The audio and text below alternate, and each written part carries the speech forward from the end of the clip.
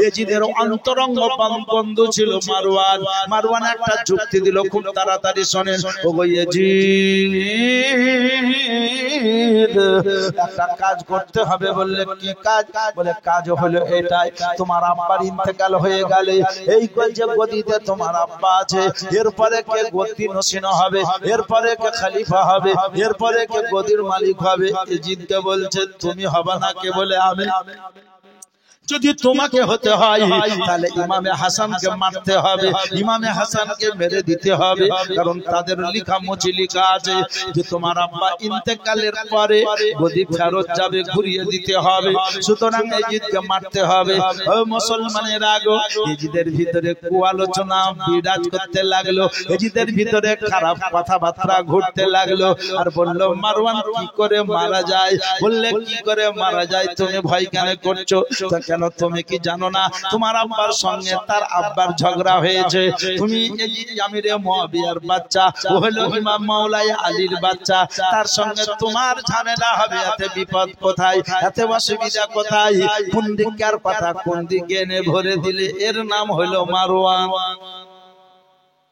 বুঝতে পেরেছেন? ভালোকে খারাপ বানাই ওকে বুঝিয়ে দিলে ইয়াজিদ। বলে বিষ পাঠাও। একবার বিষ দিল, সুবহানাল্লাহ। তহিবুল নামে দেখেন 810 টাকা দিয়েছে মাদ্রাসায়, তহিবুল নামে। সুবহানাল্লাহ। যাক, যদি কারো আপদ বিপদ বা এমার্জেন্সির জন্য চলে যান, আজকে চতুর্থ রাত মনে করে কমসে কম 500 টাকাও দিয়ে যেন আমি দোয়া করব পারে কিছুক্ষণ জীবনী শুনেন। আর যদি কাজ না আছে অনুরোধ করব উঠে যাবেন না। আপনাদের যারা জীবনী শুনতে এসেছেন প্রত্যেকের আত্মীয় স্বজনের জন্য এক খতম কোরআন শরীফের সওয়াব বখশিশ করা হবে ইনশাআল্লাহ। বেরাদারানে ইসলাম, ইয়াজিদের তরফ থেকে বিষ চলে এলো। কখনো বিষ এলো গোস্তের সঙ্গে মিক্স করে দিয়ে, কখনো বিষ এলো খেজুরের সঙ্গে মিক্স করে দিয়ে, কখনো বিষ চলে এলো শরবতের সঙ্গে মিক্স করে দিয়ে, কখনো বিষ চলে এলো হালুয়ার সঙ্গে মিক্স করে দিয়ে। এইরকম করে ইমামে হাসানকে বিষ পান করা হইলো। কিন্তু যতবার ইমামে হাসানকে বিষ দিল গো, ততবার ইমামে হাসান রাদিয়াল্লাহু তাআলা আনহু বিশ্ব নবী রওজা শরীফে গেলেন। আর নবী রওজা শরীফে গিয়ে দোয়া করলেন, তো নবী রওজা শরীফের ওসিলায় বিষ পানি হইয়া গেল। কতবার দিয়েছিল? কিতাবে লিপিবদ্ধ আছে 5 বার। কতবার বললাম? 5 বার। ইমামে হাসান 5 বারই বিশ্ব নবী রওজা শরীফে গেলেন, 5 বারই বিষ পানি হয়ে গেল। ইয়াজিদ দেখছে অবস্থা খারাপ, ইমামে হাসান তো মরে না। আহা, মারওয়ানকে নিয়ে আলোচনা যুক্তি। মারওয়ান বললে শুনো, তুমি আমি যে ভাবছি ইমামে হাসান এই হালুয়ার সঙ্গে বিষ দিলেই হয়তো হালুয়া খেলে মারা যাবে, কিন্তু ইমামে হাসান জেসে ব্যক্তি নয়। খাতুনে জান্নাতের কলেজার টুকরা মাওলাই আলীর নয়নতারা, ওকে বিষ দিলে হিসাব করে দিতে হবে। এমন কোন বিষ দিলে রওজা শরীফ যাওয়ার আগে শহীদ বরণ করবে। মিটিং করলো, মিটিং এ বসলো, সিদ্ধান্ত চূড়ান্ত হইলো, বলে হীরা চূর্ণ দিতে হবে। হীরা চূর্ণ, যাকে বাংলায় বলে হীরকগন্তি জহর। এই জহরটি যদি কোনো ব্যক্তি খেয়ে নেয়, তার কলেজাটা 1 2 নয় বরঞ্চ 70 টুকরা হয়ে যাবে। হীরা চূর্ণটা কাকে দেওয়া যায়? বলে একটা মহিলা ভাড়া করো, একটা মহিলাকে বলো বহু পুরস্কারে পুরস্কৃত করা হবে, বহু স্বর্ণ মুদ্রা দেওয়া হবে। এই বলে মহিলাটাকে ডাকা হলো। মহিলাটার নাম আমি বলছি না, কোন কিতাবে বলছে ইমামে হাসান বলেছেন আমাকে যে বিষ দিয়েছে তার নাম আমি বললাম না, তার কথা আমি বললাম না। ও গো ভাই হুসাইন, তুমি তাকে মারিও না, আমাকে যে বিষ দিয়েছে তার কথা আমি বললাম না, বরঞ্চ যে বিষ দিয়েছে তার ফয়সালা স্বয়ং আল্লাহ করবে। কেউ বলছে বলেও দিয়েছে একটা বৃদ্ধা মহিলা, সেই মহিলাটা ডাকা হলো, বলা হলো, তো জহরটাকে নিয়ে চুলের ঝুঁটিতে ভরে নিয়ে চলে এলো।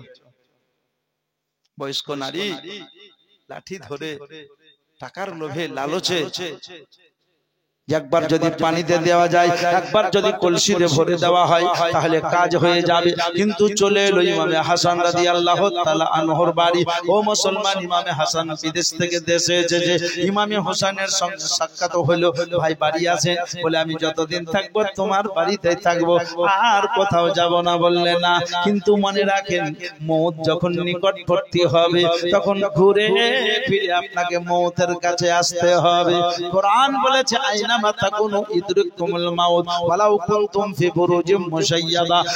যখন তোমার নিকটবর্তী হবে এই মওতের কাছে তোমাকে পৌঁছতে হবে, না হয় মওত তোমার কাছে চলে আসবে। ওগো মুসলমানেরা, কথাটা জেনে রাখেন, ইমামে হাসান শহীদ বরণ করবেন, কারণ জগতের কথা বেকার হতে পারে, আমার রহমাতুল লিল আলামিনের কথা বেকার হবে না, নবীর কথা অক্ষরে অক্ষরে পালন হবে। আমার নবী যে সময় দিয়েছে, ইমামে হাসানের সময় কাছাকাছি হয়ে গেছে।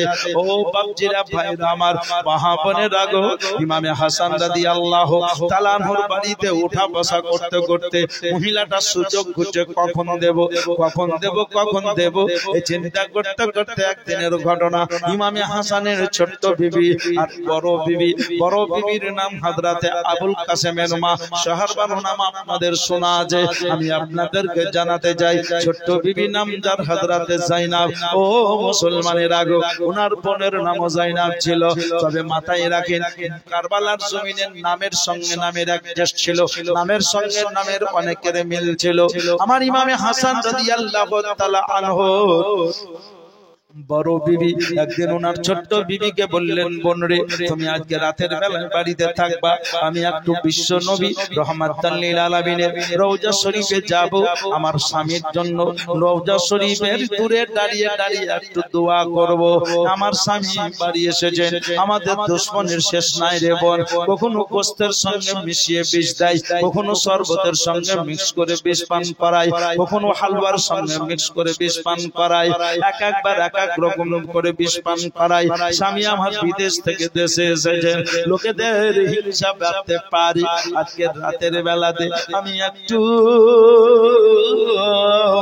সুবহানাল্লাহ আমার স্বামীর জন্য দোয়া করে আসি। ও মুসলমানের আগো, হযরতে সাইদা বললেন, আমি আমার স্বামীর জন্য দোয়া করব। হযরতে আবুল কাসেমের মা উনি বলতে লাগলেন, আমি দোয়া করতে যাব। ও ছোট্ট তুমিও আমার স্বামীর ছোট্ট বিবি, আমার স্বামীর কাছে রাতের বেলায় পাহারা দিও, এই কথাবার্তা বললেন। আর এদিকে উনি দোয়া করতে যাবেন। বড় বউ, আপনি কখন দোয়া করতে যাবেন? বললেন, আমি যাব। বলে, এখন যাবেন নাকি? বলে, না, কাঁচা রাতে যাব না, কেউ যদি দেখে নেয় তো বলবে ফাতেমার ঘরের বৌমা কোথায় যায়, ফাতেমার ঘরের বৌমা রাতের বেলায় কোথায় যায়। মানুষ যখন মদিনা শরীফের শুয়ে যাবে, আমি গভীর রাতে আমার দয়ার নবী রহমাতুল লিল আলামিন আকা মুস্তাফার রওজা শরীফের দূরে দাঁড়িয়ে দাঁড়িয়ে আমার নবী মুস্তাফার ওসিলা দিয়ে আল্লাহর কাছে দোয়া করব। ওগো আমার তুমি আমার স্বামী, তোমারও স্বামী, তিনার কাছে রাতের বেলায় একটু পাহারা দিও। এই কথা বলে উনি চলে গেছেন। ওগো মুসলমানের আগো, আল্লাহর লিখা অখণ্ডনীয়। ও মুসলমান জননীরা, কয়েক মিনিটের জন্য আমার ইমামে হাসান রাদিয়াল্লাহু তাআলা আনহু শুয়ে গেছেন, কয়েক মিনিটের জন্য ঘুমিয়ে গেছেন। আর ওনার ছোট্ট বিবি তিনিও যেন তিনার পায়ে মাথা দিয়ে ঘুমিয়ে গেছে। ওনার পায়ে মাথা দিয়ে ঘুমিয়ে গেছে। আর এদিকে চুলের যে ঝুঁটিতে হীরা চূর্ণ জহর এনেছিল, সে করল কি, সুযোগ বুঝে কলসিতে কাপড় দিয়ে ঠিক করে কায়দা করে গিঁট দিয়ে বাঁধা ছিল, এ করেছে কি, হীরা চূর্ণটা বাঁধনটা না খুলে ঠিক ঘুষে ঘুষে হীরা চূর্ণটা জোহারটাকে পানির ভিতরে ভরে দিয়েছে। কেমন করে, যেমন মা বোনেরা আটা চালে চালু নেয়, ঠিক ওইভাবে ঘুষে ঘুষে ভরে দিয়েছে। আর যেমন না দেওয়া হয়েছে, দেখেছে বাঁধন যদি খুলি, হযরত আবুল কাসেমের মা দেখে নেবে যে বাঁধন কেউ খুলেছে কিনা। স্বামীর জন্য মজবুত করে পানি রেখে গেছে, উনি বাঁধন দেখে যদি বুঝে নেয় যে কেউ খুলেছিল, তাহলে পানি পান করবে না, না আমি গিট খুলবো না, বাঁধন খুলবো না, এরকম করে ঘুষে বিষ দিয়ে জহর দিয়ে যেমনই পালিয়ে গেছে, ঠিক ইমামে হাসানের ঘুম ভেঙে গেছে। জোরে বলুন সবাই। চিন্তা করেছে আল্লাহর নবী আকা মুস্তাফা সাল্লাল্লাহু আলাইহি সাল্লামের বর্ণনাতে ইমামে হাসানের ঘুম ভেঙে গেছে। ঘুম ভাঙার পরে উনি বলছেন, ওরে আমার ছোট্ট বিবি, তুমিও কি ঘুমিয়ে গেছো? উনি পায়ে মাথা দিয়ে ঘুমিয়ে গেছিলেন। উনি জেগে গিয়ে বললেন, স্বামী গো, আমিও ঘুমিয়ে গেছিলাম, আপনার পায়ে মাথা দিয়ে আমারও ঘুম চলে এসেছিল। আর ঘুমাতে হবে না, বলো আমার আবুল কাসেমের মা কোথায়? বলে, হুজুর বড় বাবু একটু আপনার জন্য নানা রওজা শরীফের দূরে দাঁড়িয়ে দোয়া করতে গেছে, চলে আসবে এখন। আমার গলা শুকিয়ে গেছে, আমি পানি পান করব। কয়েক মিনিটের জন্য আমি ঘুমিয়ে গেছিলাম, এর মাঝে এমন একটা স্বপ্ন দেখেছি। আমার ইমামে হাসান বলছেন, বড় স্বপ্ন দেখেছি। বললে, হুজুর আপনি কি স্বপ্ন দেখেছেন? বললে, বলবো। তোমাদেরকে বলবো না তো কাকে বলবো? তবে আমার ভাই ইমামে হোসেনকে ডাকো। তবে হোসেনকে ডাকার আগে একটু পানি দাও, আমি পান করব। ওনার ছোট্ট বিবি চিন্তা করেছেন যে ঘরে পানি আছে, এটা বাসি পানি, কালকে একটু টাটকা পানি বাড়ির বাইরে থেকে এনে দেয়। এই বলে ঘটিটা নিয়ে পানি আনতে গেছে। আর ওনার ছোট্ট বিবি যেমন পানি আনতে গেছে, বড় বিবি হযরত যায়েদা রাদিয়াল্লাহু তাআলা হযরত আবুল কাসেমের মা চট করে বাড়ি এসেছে। হুজুর আমি ছোটকিকে রেখে গেলাম, সে কোথায় গেছে? বলে, কোথাও যায়নি, চিৎকার করিও না, সে আমার জন্য একটু পানি আনতে গেছে। বললে, হুজুর আমি কি অত বোকা? আমি আপনার জন্য পানি না রেখে গেছি কি? আমি আপনি আপনার জন্য পানি রেখে গেছে, আপনার পানির জন্য গলা শুকিয়ে গেছে। বললে, আমার টাটকা পানি আনতে গেছে। বলে, হুজুর গো, আপনার জন্য একটু টাটকা পানি আনতে গেছে। আমি আপনাকে জানাতে চাই হুজুর, আমি আপনাকে বলতে চাইছি, হুজুর আপনি যখন দুনিয়া থেকে চলে যাবেন তখন কি পানি পান করবেন? এই কথাবার্তা বলতে বলতে আমার ইমামে আলী মাকাম রাদিয়াল্লাহু তাআলা আনহুর বড় বিবি হযরত যায়েদা বললেন, হুজুর আমি আপনার জন্য পানি রেখে গেছি। এই কথাটা বলা মাত্র চট করে ঘরের ভিতরে ঢুকে গেছে গো। আর ঘরের ভিতরে ঢুকে জানো দেখছে যেমন কার বাঁধন তেমনই আছে, যেমন বাঁধন দিয়ে গেছিলাম কলসিতে এরকম বাঁধন দেওয়া আছে। বাঁধনটা খুলে এক পিয়ালা পানি এনে, হুজুর এই দেখেন এই পানিতে গলা ভিজান, টাটকা পানি আসবে তখন আসুদা পান করবেন। এই বলে পানিটা এনে দিলেন। ও মুসলমানেরা গো, আর পানিটা যখন এনে দিয়েছে, আমার ইমামে হাসান রাদিয়াল্লাহু তাআলা পানি পান করেছে। কসম খোদার আমার বাপজিরা, ভাইরা, মা বোনেরা গো, পানি ইমামে হাসান পান করেছে। এমন সময় পানি পান করে নিয়েছে আর যেমনই পানি পান করা তেমন টাটকা পানি চলে এসেছে বললে হুজুর এই তো টাটকা পানি এনেছে ইমামে হাসান বললেন না আর পানি পান করা যাবে না আর পানি পান করব না কেন বলে আমার পানি পান করা হয়ে গেছে কয়ে আমার বিবি জায়েদা ও আবুল কাসেম কোন পানি দিলা যে আমার কলেজা গুলো চলে গেল আর পানি পান করা যাবে না এ তো কলেজা জ্বলতে লেগেছে কলেজা আমার চলে গেল এই কথাবার্তা বলতে বলতে ইমাম আলী মাকাম রাদিয়াল্লাহু তাআলা আনহু বললেন কলেজা চলে গেল কলেজা চলে গেল এই কথাবার্তা বলতে বলতে গো মুসলমানেরা উনি বললেন সেলেব চিরা দাও আমার বমি হবে আমার কায়া হবে এই কথাটা যখন বলে দিয়েছেন ও মুসলমানেরা গো হযরতে আবুল কাসেমের মা সঙ্গে সঙ্গে সেলেব চিটা এনেছেন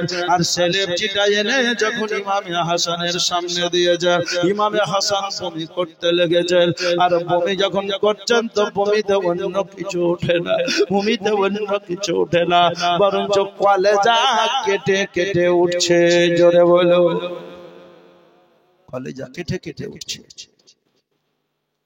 ইমামে হাসান রাদিয়াল্লাহু তাআলা ইমামে হাসান রাদিয়াল্লাহু তাআলা আনহুর বিবি সাহেবা মুসলমানের আগো তিনি বললেন আরে ছোট তোকে আমি রেখে গেলাম বলকে আমাদের সর্বনাশ করে দিয়েছে যা যা যা একটু সেলেব চিটা নিয়ে এলি আঙুল দিয়ে দেখলাম কলেজা কেটে কেটে উঠছে কলসিটা নিয়ে আই দেখি পানিতে কে কি দিল আর কলসিটা যখন দেখছে তো পানিতে কে যেন জহর মিশিয়ে দিয়েছে হযরতে আবুল কাসেমের মা জরুরি কাঁদতে লাগলো রব্বুল আলামিন যে স্বামীর জন্য রাতের ঘুমকে হারাম করে দিয়ে আল্লাহর নবীর রওজার পাশে দোয়া করতে যায়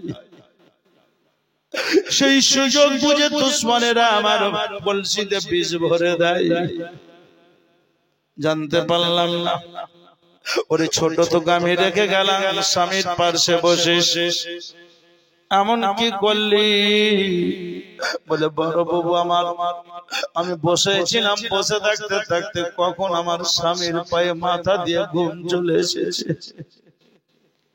ইমামে হাসান কে বলছেন হুজুর আপনি যে বলছিলেন একটা স্বপ্ন দেখেছি কি স্বপ্ন ইমামে হাসান বললেন আমার স্বপ্নটা বলবো একবার আমার ভাই ইমামে হুসাইনকে ডাকো ইমামে হুসাইনকে ডাকা হলো ও বাপজিরা ভাইরা মা বোনেরা গো ইমামে হুসাইন চলে এলেন কি হলো বলে আমার ভাই হুসাইন আর আমি নাই দুনিয়ায় বললে কি খবর বলে আমার কলেজাটা টুকরো টুকরো হয়ে গেছে ইমামে হুসাইন বললেন কি এমন দুশমনি করেছে গো কে এমন বিস্পান করিয়েছে গো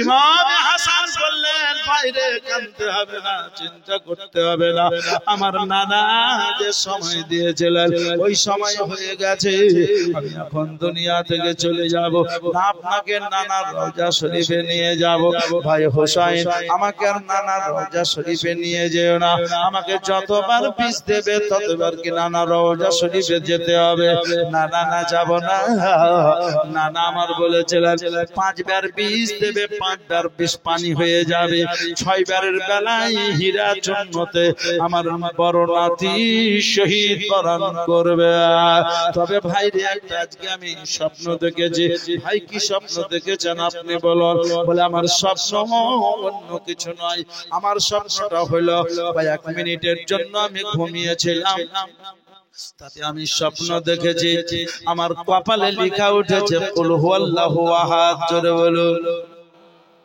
কি উঠেছে সূরা ইখলাসের আয়াত সূরা ইখলাসের আয়াত ও মুসলমানেরা গো সূরা ইখলাসের আয়াত কুল হুয়াল্লাহু আহাদ ইমামে হুসাইন বললেন, ভাই আপনার কপালে লেখা উঠেছে কুল হুয়াল্লাহু আহাদ। বললে হ্যাঁ। বলে যদি তাই হয় ভাই গো, তাহলে চিন্তা নাই, একবার আমাকে স্বপ্নের তাবিরটা জানতে হবে, একবার স্বপ্নের ফলাফলটা জানতে হবে। হ্যাঁ, স্বপ্নের তাবিরটা কে দেখে? কোন লোকের কপালে যদি উঠে কুল হুয়াল্লাহু আহাদ, কি খবর রেজাল্ট হতে পারে, কি স্বপ্নের ফলাফল হতে পারে, ফালনামাটা কি হতে পারে? এই বলে ইমামে হুসাইন বললেন, স্বপ্নের ফল কে দেখে? কোন সাহাবী দেখে? হ্যাঁ, মনে পড়ে গেছে, কি নাম তার? হযরতে সাঈদ ইবনে মুসাইব রাদিয়াল্লাহু তাআলা আনহু। এই বলে ইমামে হুসাইন বললেন, হযরতে সাঈদ ইবনে মুসাইব রাদিয়াল্লাহু তাআলা আনহুর কাছে আমি চলে গেলাম। ইমামে হুসাইন জলদি চলে গেলেন, আর জলদি যাবার পরে বললেন, আসসালামু আলাইকুম। ওয়ালাইকুম আসসালাম। হুজুর, ইমামে হুসাইন আসুন, হুজুর কি আপনার সেবা করতে পারি? আমার ইমামে হুসাইন বললেন, আমার বড় ভাই আজকে রাতের বেলায় একটা স্বপ্ন দেখেছেন, তার তাবিজ জানার জন্য এসেছি। বললে হুজুর চিন্তা নাই। বলে ওগো সাঈদ ইবনে মুসাইব, আপনি আমার নানার গোলাম। জোরে বলুন। সাহাবীটা বলল, হুজুর গো, আপনাকে লক্ষ্য করে নবী বলতেন, আল হুসাইন মিন্নি ওয়া আনা মিনাল হুসাইন। সুতরাং আমি আপনার নানার গোলাম, মানে নানার নাতি আপনি, আপনারও আমি গোলাম, আমি আপনারও গোলাম। কি বলছেন হুজুর? বলেন, আপনার কি সেবা করব? আমার ইমাম হুসাইন বললেন, আমার ভাই এই স্বপ্নটা দেখেছে, কপালে লেখা উঠেছে কুল হুয়াল্লাহু আহাদ। হযরতে সাঈদ ইবনে মুসাইব গীতাঞ্জলি হস্তে মস্তককে নিচু করে বলল, হুজুর দু একটা কথা বলতাম। বললে কি? বলে হুজুর, আপনার ভাই যদি কিছু দেখতে চান তো দেখিয়ে দেন না। বড় ইমাম ইমামে হাসান যদি কিছু খেতে চান তো খাইয়ে দেন না। ইমামে হাসান যদি কিছু বলতে চান তো শুনে নেন না। কেন? বলে হুজুর, যার কপালে লেখা উঠে কুল হুয়াল্লাহু আহাদ, সে আর বাঁচে না, দুনিয়া থেকে বিদায় হয়ে যায়। স্বপ্নের ফল। আর যেই মহিলা রাতের বেলায় স্বপ্ন দেখবে, আমার হাতের চুড়ি শূন্য হয়ে গেল, আমার হাতের চুড়িগুলোকে ভেঙে দিল, হাতের চুড়িগুলো সব শূন্য হয়ে গেল। সুতরাং সেই নারীকে চিন্তা করতে হবে, আমি যেন স্বামী হারিয়ে দেব। আমি আপনাদেরকে বোঝাতে চাই, হযরতে সাঈদ ইবনে মুসাইব রাদিয়াল্লাহু তাআলা আনহুর কাছ থেকে দূরে চলে এলেন। আসার পরে বললেন, আমার হুসাইন বললেন, ভাই গো, আপনি কি কিছু খাবেন? বললে, আর কিছু খাবো না ভাই, খাবার সব আমার হারিয়ে গেছে, খাবার আমার বন্ধ হয়ে গেছে, আর খাবার খাবো না। শেষবারের মতো আমি হীরা চূর্ণ খেয়ে নিয়েছি পানি দিয়ে, আর খাবো না। বললে, ভাই গো কিছু দেখবেন? বললে, না কিছু দেখবো না, তবে আমার আবুল কাসেমকে একটু আনো, আবুল কাসেম আমার বেটাটাকে একটু দেখবো। বললে, ভাই কিছু বলবেন? বলে, হ্যাঁ হুসাইন কিছু বলবো, শোনা। বললে কি? বললে, ভাই হুসাইন, আমার ছোট ভাই মহাসিন তো আগে ইন্তেকাল করে গেছে, তুমি আমার মেজো ভাই, আমি তোমার বড় ভাই, আমি দুনিয়া থেকে চলে যাচ্ছি, আমি তোমাকে রেখে গেলাম। ওগো আমার ভাই হুসাইন, জেনে রাখো, আমার শহীদের পরে আমার কবরটা কোথায় করবা জানো? নানার ডান পাশে আছেন হযরতে আবু বকর সিদ্দিক রাদিয়াল্লাহু তাআলা আনহু, নানার বাম পাশে আছেন হযরতে উমর ফারুক রাদিয়াল্লাহু তাআলা আনহু, আর নানার রওজার পাশে একটা জায়গা ফাঁকা আছে, ওই জায়গাতে আমার কবরটা দিও, ওই জায়গাতে আমার রওজা বানাও, ওই জায়গাতে তোমার বড় ভাই আমার কবর তৈরি করিও, আমার নানির অনুমতি নিও। ওগো ভাই হুসাইন, তবে আমার কবর বানাতে গিয়ে যদি কোন কোন রকমের ইখতিলাফ হয়, যদি তারওয়াল বেরিয়ে যায়, যুদ্ধর সংঘর্ষ হয়, যদি কোন রকমের বাধা হয়ে যায়, ওই জায়গাতে আমার কবর দিও না, জান্নাতুল বাকিতে মা ফাতেমা তুজোহরার ডান পাশে দিয়ে দিও।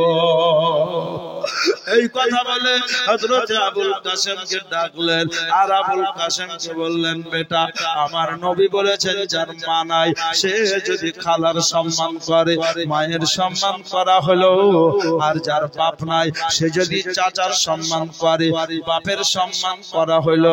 ও বেটা আবুল কাসেম, আমি দুনিয়া থেকে চলে যাব, তোমার চাচা ইমামে হোসেনকে রেখে গেলাম।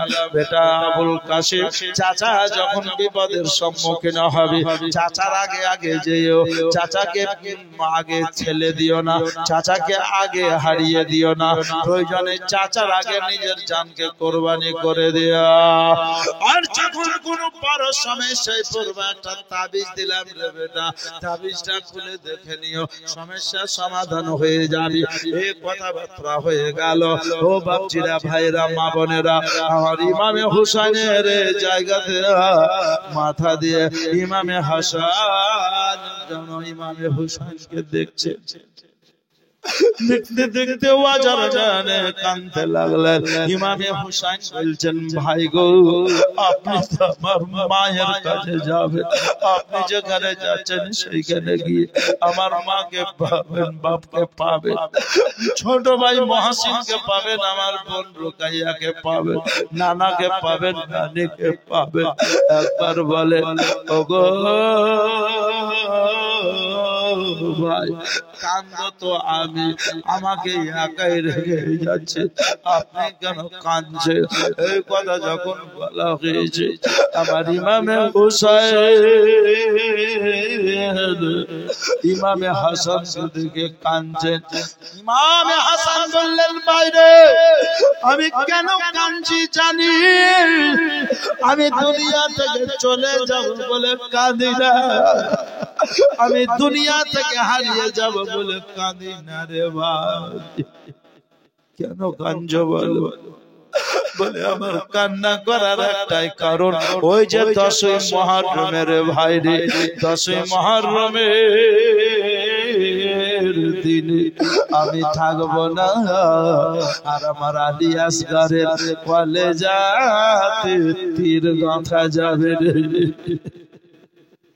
ওই দৃশ্য আমি দেখতে পাবো না, সেদিনকার দৃশ্যটা আমি দেখছি আর অনুভব করছি, আমার কলেজাটা ফেটে যাচ্ছে রে, আমার দুধের শিশু বাচ্চা আসগর ভাই হুসাইন, সবুর করিও, যেমন সবুর আমার নানা করেছে, যেমন সবুর আমার আব্বা করেছে, যেমন সবুর আমি করলাম। বললে, ভাই আপনি একবার বলে দিন কে আপনাকে বিষ দিয়েছে। বললে, ভাই রে, আমি যার কথা বলবো সে যদি আমাকে বিষ না দিয়েছে, তুমি তাকে হত্যা করবে, মেরে দিলে দুভাগ করবা, আর সে যদি আসলে না দিয়েছে, খামোকা হত্যা হয়ে গেল। সুতরাং আমি তাকে দিয়েছে বললাম না, তবে জেনে রাখো, আমাকে যে জোহার দিয়েছে, বিষ দিয়েছে, তার বিচার স্বয়ং আল্লাহ করবেন। বলতে বলতে আমার ইমামে হাসান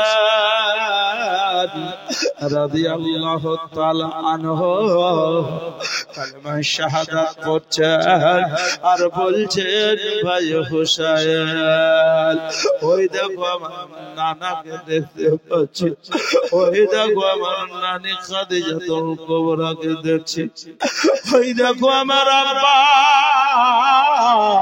হযরত মাওলায়ে আলী, ওই দেখো আমার মা খাতুনে জান্নাত।